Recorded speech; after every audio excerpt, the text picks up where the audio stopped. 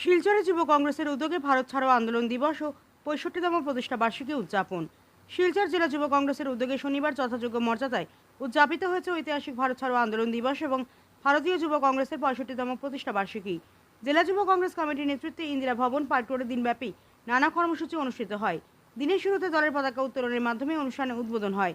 এরপর red cross হাসপাতালে ফল বিতরণ, শহীদ মিনারে পুষ্পার্ঘ অর্পণ, স্বাধীনতা সংগ্রামীদের সংবর্ধনা, ভারত ছাড়ো আন্দোলন বিষয়ক সেমিনার, মধ্যাহ্নভোজ এবং ইন্দিরা ভবন প্রাঙ্গণে প্রদীপ প্রজ্বলনের মাধ্যমে কর্মসূচি সম্পন্ন হয়।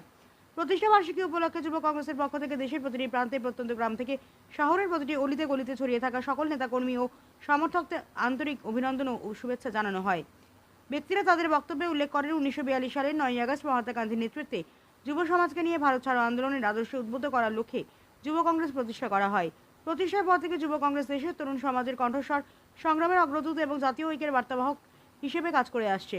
অনুষ্ঠানে জনপ্রতিনিধি, জেলা কংগ্রেস কমিটির সদস্য, কংগ্রেসের বিভিন্ন শাখা নেতাকর্মী ও শুভানুধ্যায়ীরা উপস্থিত ছিলেন।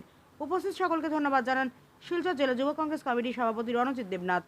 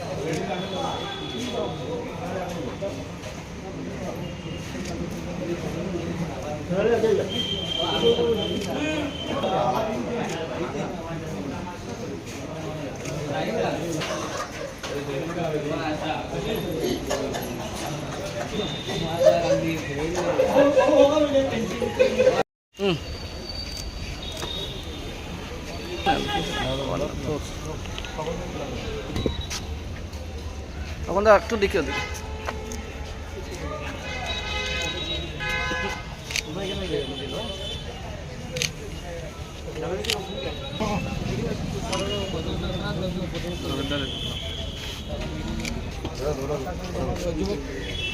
भाषा शहीद अमर रहे, अमर रहे, अमर रहे। भाषा शहीद अमर रहे, अमर रहे। भाषा शहीद अमर रहे, अमर रहे, अमर रहे। ना ऐसा तो शहीद तुम्हारा अंदर बोली नहीं बोलबो ना। भाषा शहीद अमर रहे, अमर रहे, अमर रहे। युवा कांग्रेस जिंदाबाद, जिंदाबाद, जिंदाबाद। जिला कांग्रेस जिंदाबाद, जिंदाबाद, जिंदाबाद। जिला कांग्रेस जिंदाबाद, जिंदाबाद। প্রতিষ্ঠা দিবস সেই দিনটারে স্মরণীয় করা রাখার লেগে কংগ্রেসের পক্ষ থেকে সামান্য একটি ফল আমরা বাচ্চাদের এবং এখানে উপরে যারা সবার মধ্যে বিতরণ করা হয়েছে এই বিশেষ দিনে, এবং এটা যুব কংগ্রেসের পক্ষ থেকে।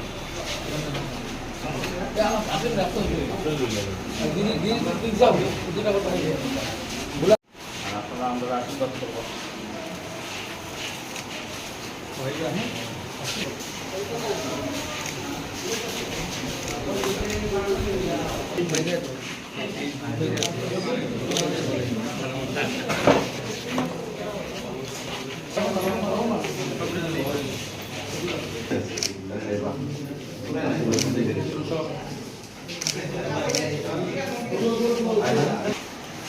চলো।